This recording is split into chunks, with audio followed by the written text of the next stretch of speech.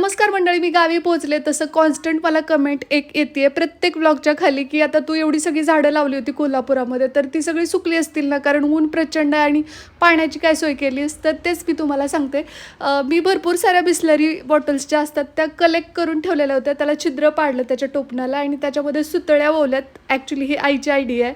आणि त्यानंतर त्याच्यामध्ये पाणी भरून तुम्ही पाहत असाल, आई आणि श्री दोघांनी मला खूप मदत केली या सगळ्यामध्ये. मी आणि श्री बॉटल्स भरत होतो तोपर्यंत आईने इकडे सांडगा बनवायला घेतला. सांडगा अगोदर तिने भाजून घेतलाय आणि आता श्री एक एक करून झाडांना या छानपैकी बॉटल्स ठेवून देतोय.